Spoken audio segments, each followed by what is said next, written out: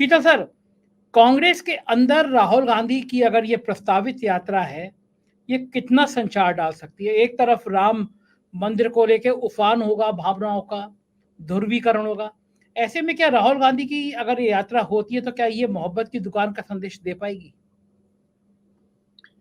देखिए, राहुल गांधी जब उन्होंने ये प्रोग्राम लिया था, तो दक्षिण भारत से लिया था, जहां उनके प्रति थोड़ा-सा समर्थन है, वहीं से वो सांसद भी हैं।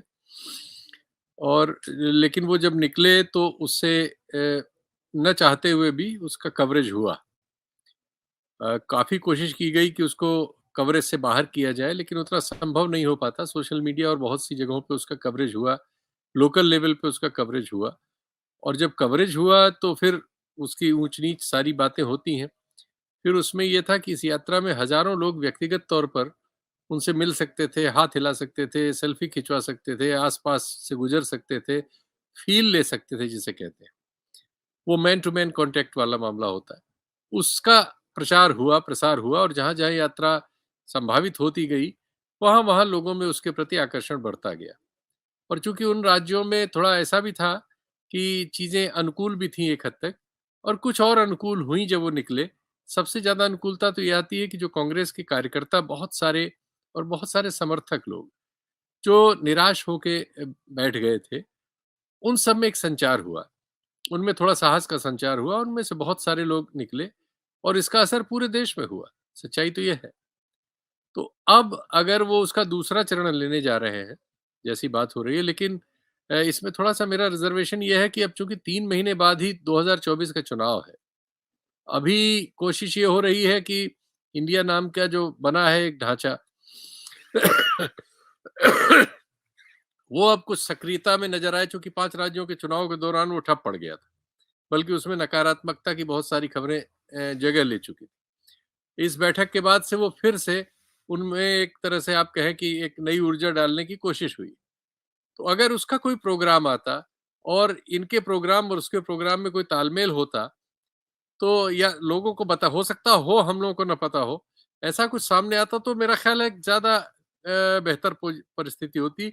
लेकिन फिर भी जहाँ कुछ नहीं है, वहाँ कुछ होने से तो ज़रूर फ़र्क पड़ता ही है। तो राहुल गांधी निकलेंगे तो कम से कम कांग्रेस, कांग्रेस समर्थक और इस देश में जो भी लोकतंत्र के पक्ष में सोचते, विचारते, बोलते, लिखते हैं, उन सब में एक तरह से उनको एक उत्साह का संचार होता है और वो सक्रिय हो जाते हैं।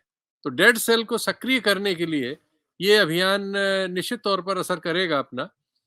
लेकिन अब यही है कि देखते हैं आने वाले दिनों में, चूंकि चैलेंजेस अब ऐसे हैं, इलेक्टोरल चैलेंज है, इधर कॉन्स्टिट्यूशन में जो ये आईपीसी, सीआरपीसी और ये आपका एविडेंस एक्ट में जो चेंजेस कर दिए गए हैं, ये बहुत ही खतरनाक चेंजेस हैं।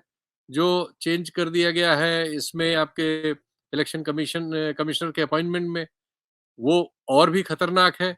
उस पर फिर से बयान आया है उनका, नरीमन साहब का। अभी-अभी थोड़ी देर पहले बजरंग पूनिया ने अपना पद्म पुरस्कार प्रधानमंत्री को लौटा दिया है और एक पत्र लिखा है जो बड़ा ही भावुक करने वाला पत्र है। और मतलब ये सब डेवलपमेंट हो रहे हैं देश में। तो निश्चित तौर पर ये यात्रा एक बार फिर से उन सारे लोगों को जो इस लोकतंत्र में यकीन रखते हैं, थोड़ा-सा एक आशा भरी निगाह उनके लिए पैदा करेगी, इतना तो लगता है मुझको।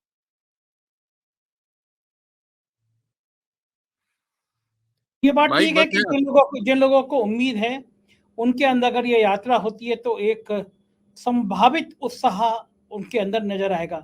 संजीव जी, क्या लगता है कि अगर भारत जोड़ो यात्रा पार्ट 2 शुरू होती है, तो क्या कांग्रेस फिर खड़ी हो पाएगी? मध्य प्रदेश से आप ताल्लुक रख रहे हैं, मध्य प्रदेश में एक सीट मिली थी केवल पिछली बार। अगर भारत जोड़ो यात्रा का पार्ट इस बार आता है और राहुल गांधी की ओर दौरे बढ़ते हैं, तो क्या फायदा मिलेगा कांग्रेस को?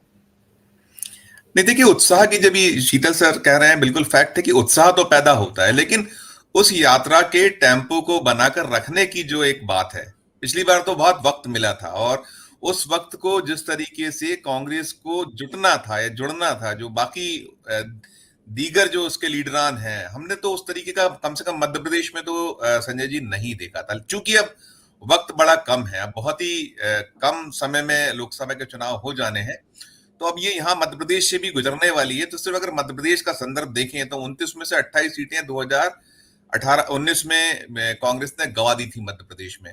अभी भी हालात बड़े कठिन हैं, जटिल हैं, जिस तरीके के नतीजे मध्य प्रदेश में विधानसभा चुनाव को लेकर आए हैं। अब चूंकि यहाँ एक यूथ पूरे की पूरी ब्रिगेड को उतारा गया है, वो ही यूथ ब्रिगेड है जो राहुल गांधी के करीबी नेताओं में, करीबी जो है उसमें शुमार होते हैं। तो मध्य प्रदेश में तो कम से कम ये जरूर है कि एक माहौल को बनाने के लिए यूथ लॉबी शायद कुछ ढंग से कर सकती है, और दूसरा क्रम इसको देश जहां जहां से निकलने वाली है, गुजरने वाली है।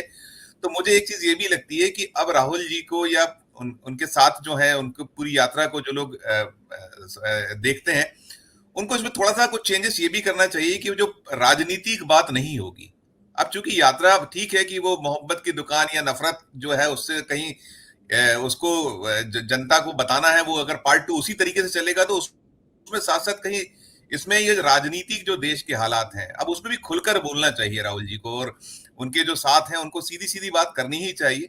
तो एक माहौल तो बिल्कुल क्रिएट होगा, लेकिन जो सत्तारूढ़ दल की जिस तरीके की तैयारियां हैं, जो अभी राममय होना है, पूरा भारत को होना है, मध्य प्रदेश में तो उसकी तैयारियां बहुत दिनों से चल रही थी और बाकी जगहों पर भी चल रही हैं। ये ऐसे राज्य हैं जहां पर भावनाओं को बहुत आसानी से कैश करा लिया जाता है। यहाँ तो संघ लगातार काम कर रहा है, यहाँ वो चावल वितरित किए गए, और अभी हम अगर देखें तो एक ताल ठोकी है यहाँ के जो नए मुख्यमंत्री, उन्होंने साफ साफ चीजें इंगित की हैं, कहा है कि हम क्या क्या करने वाले हैं, किस तरीके से राममय मध्य प्रदेश होगा, उसकी झलक उन्होंने सदन में भी दी है और सदन के बाहर भी लगातार दे। उन्होंने तो साथ साथ राम के बाद कृष्ण की जो जन्मभूमि है उसको लेकर भी उठा दिए मुद्दे। तो जो भावनात्मक एक तो यह है, और दूसरा राजनीतिक जो दोनों पक्ष हैं, इसमें कहीं ना कहीं थोड़ा सा राहुल गांधी जी को भी अब थोड़ा सा खुलकर चीजों को रखना चाहिए, एक चीज। और दूसरी चीज, उनके जो राज्य की इकाई हैं,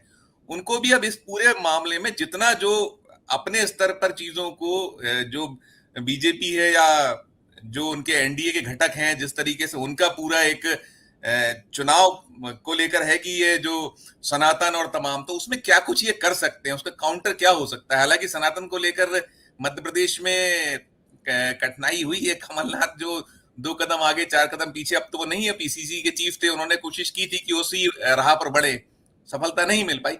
लेकिन कुछ तोड़ ढूंढना होगा आपको, मोदी और जो सनातन या जो पूरा हिंदुत्व वाला जो एक लहर आने वाली है, उसको कैसे बोथरा कर सकते हैं, उस पर यदि बहुत सलीके से काम होगा, उस पर कुछ उसकी काट ढूंढी जाएगी, तो शायद सफलताएं कुछ मिल सकती है। बहुत हद तक जाने की स्थिति में अभी दिखता नहीं है कि कितना ये लोग काउंटर कर पाएंगे, वक्त चूंकि कम है। संजय जी।